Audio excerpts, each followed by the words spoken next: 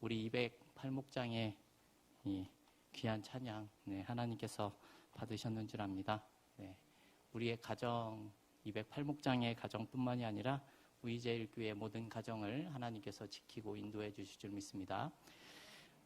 원래 오늘은 제가 아니라 우리 정승민 목사님께서 말씀을 전하셔야 하는데요. 우리 부목사님 세 분이 코로나를 잘 이겨내시고 계셨는데 갑자기 확진이 되시는 바람에 조금 변화가 있습니다.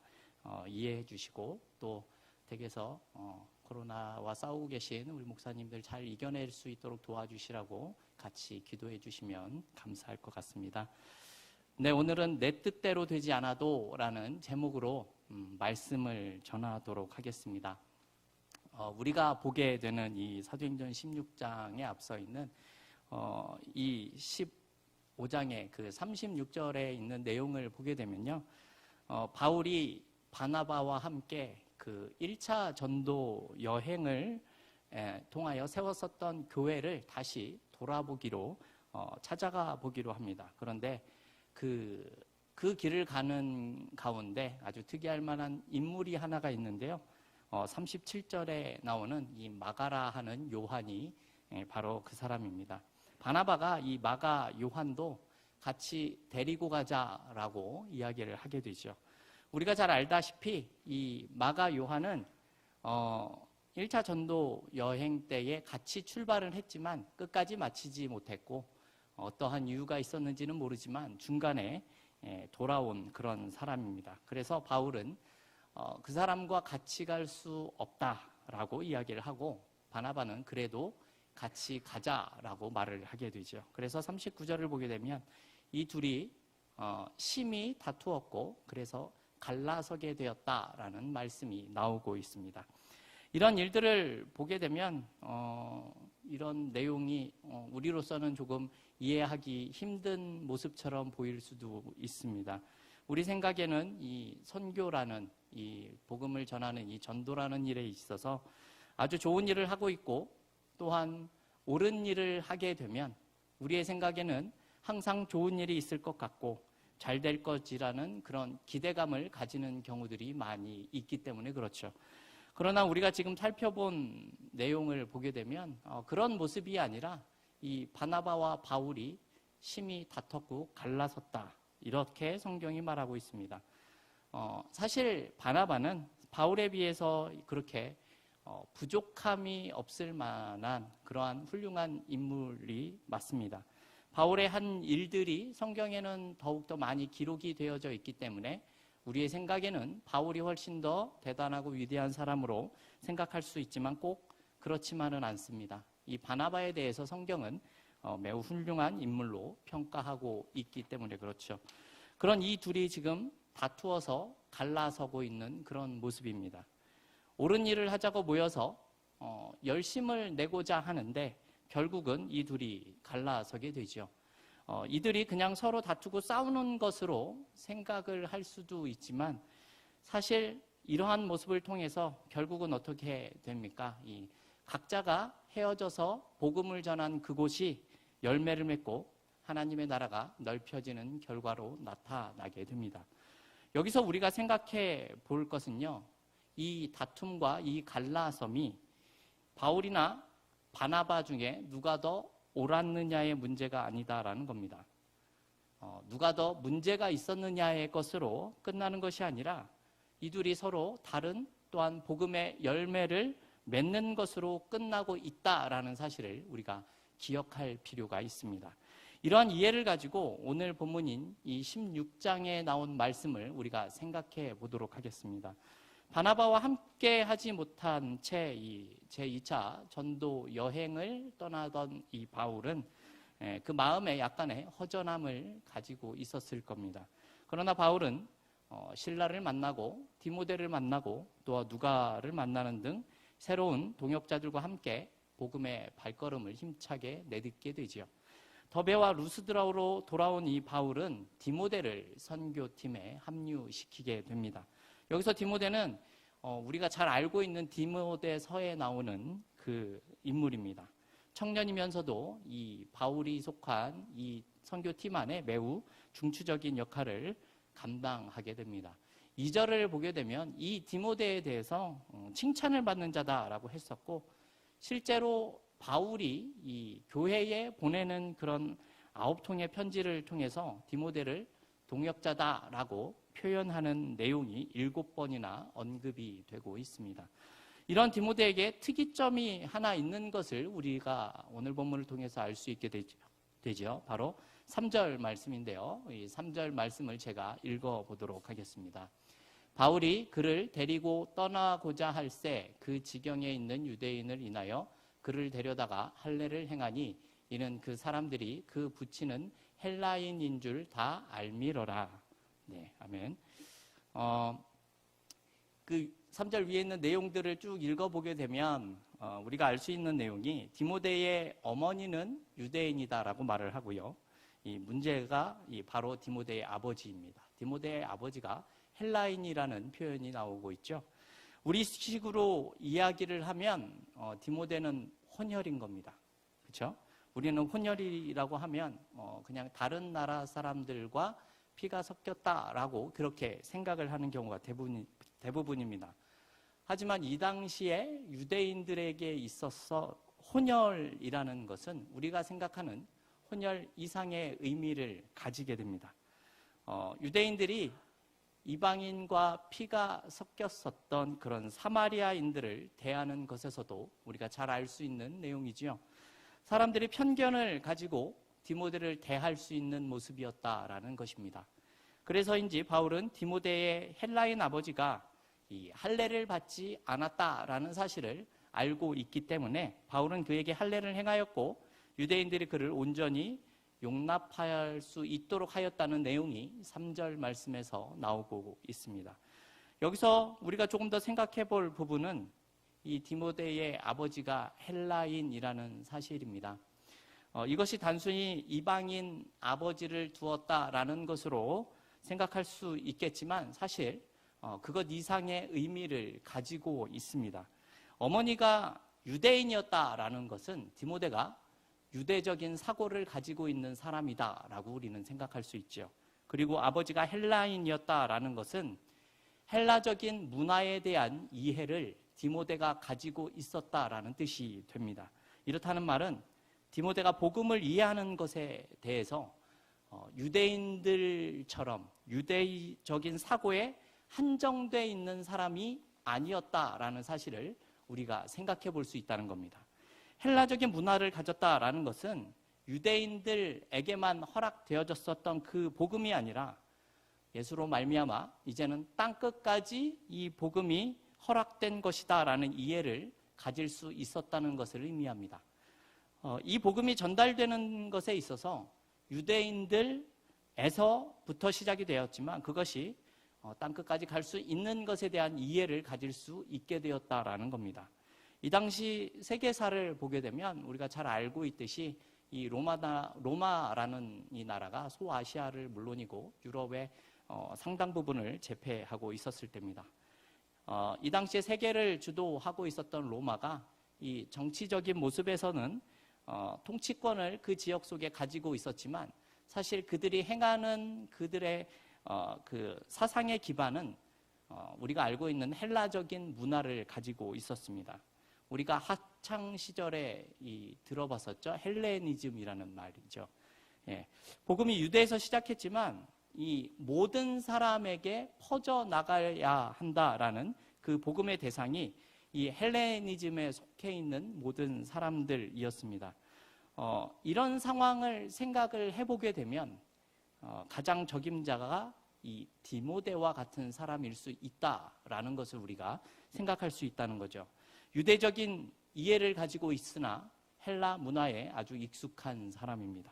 즉 두 문명과 그들의 문화와 사상을 연결할 수 있는 다리 역할을 할 수 있는 사람이 디모데와 같은 사람이었다라는 것이죠. 이런 디모데의 기사 후에는 이 4절을 보게 되면 여러 성으로 다니면서 예루살렘에 있는 사도와 이 장로들이 이 작정한 규례를 주었다라는 말씀이 4절에서 나오고 있는데요. 이 말은 바울이 1차 전도 여행을 하면서 예루살렘 공의회가 이 정했었던 그 내용들을 교회를 굳게 하는데 알리고 수고했다라는 것으로 우리가 생각할 수 있는 부분입니다. 여러분, 이 바울의 선교 사역의 결과가 지금 어떻게 보여지고 있습니까?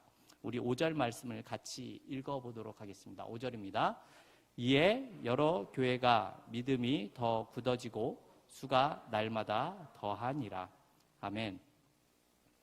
여러 교회의 믿음이 굳어지게 되었고 성도들의 수 또한 날마다 늘어나고 있었다, 이렇게 이야기를 하죠. 무슨 뜻입니까? 부흥하고 있다, 그런 내용입니다. 바울의 처음 계획이 1차 전도 때 세워진 교회들을 방문하면서 믿음을 굳게 한 후에 이 복음의 기치를 가지고 사실은 아시아로 향하고자 하는 마음이 있었습니다. 오늘 본문 6절과 7절 말씀도 우리 같이 한번 읽어보겠습니다. 6절, 7절입니다. 성령이 아시아에서 말씀을 전하지 못하게 하시거늘 부르기아와 갈라디아 땅으로 다녀가 무시아 앞에 이르러 비두니아로 가고자 애쓰되 예수의 영이 허락지 아니하시는지라. 아멘. 바울의 사역은 굉장히 성공적으로 보여집니다. 교회가 열매를 맺었고 부흥을 하고 있는 그러한 상황입니다. 그런 바울이 이제는 아시아 지역에 전도를 하기 위해서 발걸음을 떼려고 하자 성경이 어떻게 표현합니까? 성령이 그것을 막았다라고 이야기를 합니다. 7절에서는 예수의 영이 허락하지 않았다라는 내용으로 나타나고 있습니다. 만약에 우리가 사도 바울이었다면 이런 상황에 대해서 우리는 어떠한 반응을 보이게 될까요? 만일 우리 교회 안에 어떤 성도가 하는 일마다 잘 하게 되었고 좋은 결과를 가져오게 되었다라고 생각해 보겠습니다. 그 성도가 어떤 사역을 하려고 하는데 그 성도에게 누군가가 하나님의 뜻이다라고 하면서 그 일에 대해서 반대를 하게 된다면 여러분은 그 일을 어떻게 하시겠습니까? 아마 쉽게 받아들이기 어려울 것 같습니다. 그렇죠? 지금 사도 바울의 모습은 어떠합니까? 지금까지 이 복음을 전하는 그 열매를 맺었던 그 바울이 2차 전도 여행을 계획하면서 아시아에 이제는 복음을 전해야겠다라고 생각을 하고 있습니다. 그런데 성령께서는 바울에게 아시아에서 복음을 전하지 못하게 하셨습니다. 이러한 일에 대해서 우리는 왜 성령께서 바울에게 아시아에 복음을 전하지 못하게 하셨는지에 대한 자세한 이유를 알 수는 없습니다. 또 성령께서 어떤 방법으로 바울이 아시아 전도를 막았는지 우리는 구체적으로 알 수가 없습니다. 중요한 것은요, 성령께서 바울의 아시아 행을 막으셨다라는 것이고 바울은 그 명령에 순종하여서 마케도니아, 즉 이제는 유럽으로 전도 여행의 방향을 바꾸게 되었다라는 것입니다. 이런 사실에서 알 수 있듯이 하나님께서는 종종 우리 성도들의 앞길을 막으시기도 하시는 분임을 우리가 알게 됩니다. 물론 이런 모습은 우리 자신의 계획이 막히는 것으로 우리가 생각할 수도 있습니다. 우리의 계획이 하나님의 뜻에 어쩌면 부합이 되지 않거나 성도들이 가지 말아야 할 길을 가게 되어서인지도 모르겠습니다.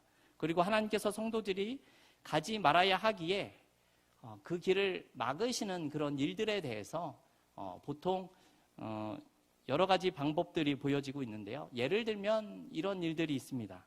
어떤 일을 하는데 너무나 많은 장애가 생기는 것을 보게 되면 그 일을 하나님이 막으시는 것으로 우리가 생각할 때가 있는 것이죠.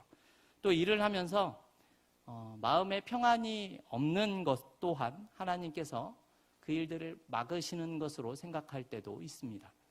또 여러 믿음의 사람들이 충고하는 것에서도 하나님이 그 일을 좋아하지 않으신다라는 것으로 우리는 생각을 할 수도 있습니다.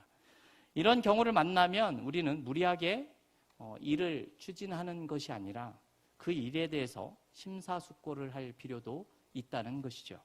그리하여서 만약 하나님의 뜻이 아니다라고 판단이 되면 그 일에 대한 계획이 너무나 분명하고 또 그 계획을 추진할 강력한 의지가 있다고 해도 사실 중단하는 것이 맞는 것 같습니다.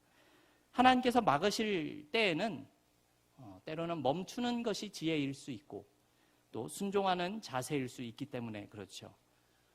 오늘 사도 바울이 이 하나님의 막으심에 대해서 순종하는 모습도 그러한 부분으로 생각할 수 있습니다. 그러나 우리는 사실은 우리의 계획에 큰 의미를 두는 경우가 참 많이 있습니다.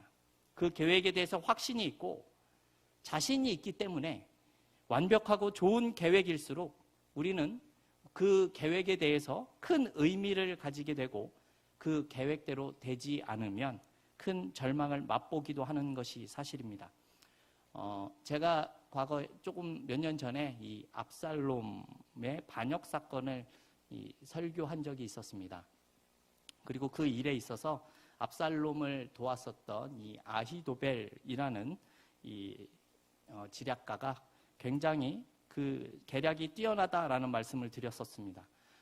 우리가 이미 알다시피 이 아히도벨은 다윗을 죽이기 위해서 12,000명의 특공대를 조직하여서 속전속결로 다윗을 쫓아야 한다라는 계획을 세웠고, 다윗의 사람이었었던 후세는 다윗에게 시간을 벌어주기 위해서 많은 시간이 필요하게 되는 전략을 사용한 것을 알 수 있습니다. 이 싸움의 핵심은 바로 사실은 속전속결에 있었습니다. 많은 시간이 필요한 후세의 그런 계략이 사실은 선택이 되게 되죠. 그리고 그로 인해서 다윗이 도망갈 수 있는 시간을 벌게 됩니다. 아히도벨의 계략이었었던 이 12,000명으로 다윗을 급습을 했다면 아마도 다윗은 잡혀서 죽을 수도 있었던 그런 상황이었습니다. 그런데 이 모든 것을 잘 알고 있었던 하나님께서는 이 뛰어난 아히도벨의 계략이 아니라 후세의 계략을 선택하게 하셨고 다윗에게 시간을 벌어주셨습니다. 후세의 계략이 선택을 받자 아히도벨은 어떠한 모습을 보이게 됩니까? 우리 오늘 사무엘하 17장 23절의 말씀을 같이 한번 읽어보겠습니다. 아히도벨이 자기 모략이 시행되지 못함을 보고 나귀의 안장을 지우고 떠나 고향으로 돌아가서 자기 집에 이르러 집을 정리하고 스스로 목매어 죽음에 그 아비묘에 장사되니라. 네. 아히도벨은 이 압살롬이 하나님으로 인해서 후세의 그 모략을 채택함으로써 결국 압살롬의 반란이 실패할 것이다 라는 사실을 예측했던 것 같습니다. 그리고 그 반란이 실패하게 되면 그 반란에 적극 가담하였었고 또 압살롬으로 하여금 아버지의 후궁을 범하게 한 장본인이었었던 자신이 처형당할 것이다 라는 그런 예측을 했었던 것 같습니다. 따라서 아히도벨이 유다 산지에 있는 고향인 길로로 돌아가서 자결하는 모습이 보여지고 있습니다. 성도 여러분, 이 당시에 가장 지혜로웠고 탁월한 전략가라고 일컬어졌었던 사람이 아히도벨입니다. 그의 전략은 빈틈이 없을 정도로 완벽했습니다. 그래서 성경은 이렇게까지 표현을 합니다. 사무엘하 16장 23절에 이런 말씀이 나옵니다. 제가 읽어보겠습니다. 그때에 아히도벨의 베푸는 모략은 하나님께 물어 받은 말씀과 일반이라. 네, 이렇게 말씀하고 있죠. 하나님께서 내려주신 말씀에 버금가는 그런 정도의 계획이었다라고 말을 합니다. 이렇듯 그의 계획은 완벽해 보였습니다. 하지만 그 완벽한 계획이 하나님에 의해서 막히게 되었습니다. 여기서 알 수 있는 사실이 무엇입니까? 여러분, 완벽한 계획이 중요한 것이 아니라 하나님이 원하시는 것이 더 중요하다라는 겁니다. 우리는 사실 나의 계획보다 하나님의 계획이 더 중요하다라는 사실을 모르는 것이 아니라 잘 알고 있습니다. 하지만 문제는 알고는 있지만 그것을 인정하는 것이 쉽지 않은 문제인 것 같습니다. 오늘 본문에서도 알 수 있는 것이 사도 바울의 그 성공의 그 경험이 하나님의 뜻을 결정하는 것이 아니었다라는 겁니다. 여러분, 이 말은 과거에 내가 했었던 방법이나 계획이 성공했다고 해서 그것이 늘 하나님의 뜻과 뜻에 부합되거나 늘 맞는 것은 아닐 수도 있다라는 말입니다. 우리가 하나님을 믿는 일에 있어서 어려움을 겪는 것은 사실 우리가 미래를 잘 알지 못하기 때문일 겁니다. 예를 들어서 우리가 알고 가는 길은 편하지만 알지 못하는 길을 가야 하는 것은 때로는 길을 잃을 수도 있고 다른 길을 돌아서 와야 하는 그런 경우가 생길 수 있습니다. 한마디로 시행착오를 겪게 되는 것이죠. 내가 겪어보지 못하고 알지 못하는 일을 해야 하는 것은 고통이 따르고 어려움이 따르는 것이 사실입니다. 그래서 우리는 알지 못하는 일을 해야 하거나 나의 생각이나 계획을 벗어나는 일을 하기 위해서 믿음이 요구되는 겁니다.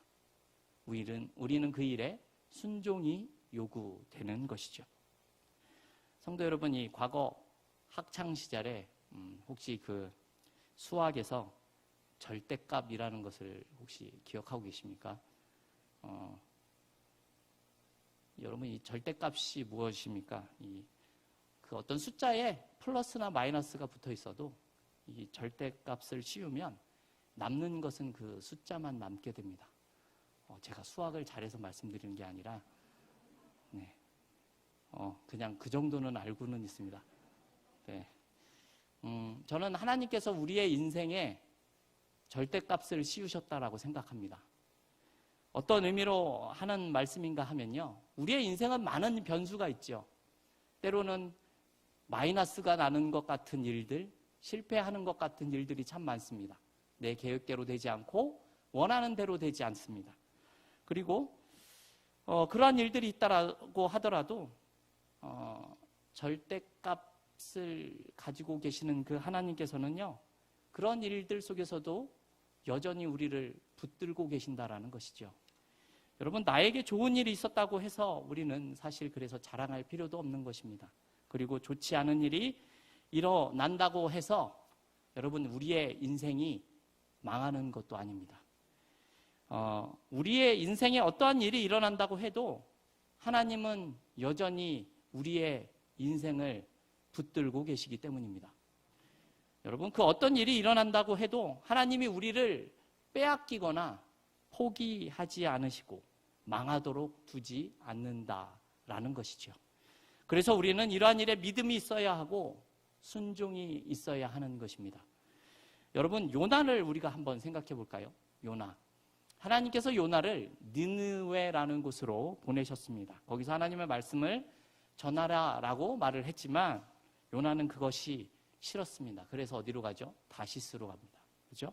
근데 참 재미있는 것이 이 욥바로 내려갔는데 배를 타려고 하는 그 상황에 성경이 어떻게 표현을 하냐면 마침 그때 다시스로 가는 배를 만났다라는 표현을 합니다. 마침 그때. 아마 요나는 그때 마침 다시스로 가는 배를 만난 것이 자신의 계획대로 된다라고 생각을 했을 수도 있고 내가 다시스로 가는 것이 하나님의 뜻이었나 보다라고 생각을 했을 수도 있을 것 같습니다. 하지만 하나님께서 어떻게 하셨습니까? 요나 뜻대로 되었습니까? 그렇지 않았죠. 하나님은 요나에게 풍랑을 만나게 하십니다. 그리고 큰 물고기를 예비하셔서 요나를 살리셨고 결국 니느웨로 보내시게 됩니다. 여러분, 이것이 어떤 뜻을 가진 것 같으십니까? 하나님은 기필코 성도를요, 하나님께서 원하시는 길로 인도하고 계십니다. 지금도 우리는 성령 하나님을 통해서 하나님이 원하시는 곳으로 가도록 인도받고 있는 중이다라는 겁니다. 그 가운데 요나처럼 자신의 계획대로 되지 않을 수도 있습니다. 그렇다 하더라도 우리는 우리의 생각을 포기해야 하는 경우도 생기는 것입니다. 우리가 기억해야 할 사실은요, 그러한 일들 가운데서도 내 계획이 막히고 무언가 잘 안 되는 것 같은 그런 일들 속에서도 결국 하나님은 자신의 뜻을 이루고 계신다라는 것이죠. 도망간 요나를 통해서도 하나님께서는 니느웨를 회개하게 하셨습니다.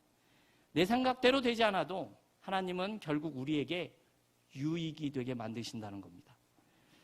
오늘 본문 서두에도 말씀을 드렸지만 바나바와 바울이 서로 다퉈서 갈라서기까지 했지만 하나님은 그들을 통해서 또 다른 뜻을 이루고 계셨습니다. 헬라인 아버지가 디모데에게 핍박을 받을 수 있는 요소가 될 수도 있었지만 디모데가 선교사로서 성공할 수 있는 귀한 일을 할 수 있는 근거가 된 것처럼 말입니다. 마가 요한으로 다툼의 원인이 되었지만 바나바와 마가가 구브로로 선교 여행을 간 것 때문에 구브로라는 섬은 완전히 복음화가 된 섬이 되고 맙니다. 이렇게 바나바와 갈라선 바울이지만 앞서 말씀드렸던 이 디모데를 만나게 되었고 바나바와는 또 다른 결실을 맺게 되었습니다. 이 둘의 다툼이 당시에는 매우 심각한 일처럼 생각되어질 수 있는 일이었지만 결국 하나님은 자신의 뜻을 이루는 도구로 사용하고 있다라는 것이죠. 여러분 오늘 본문 우리 9절과 10절 말씀을 같이 한번 읽어보도록 하겠습니다.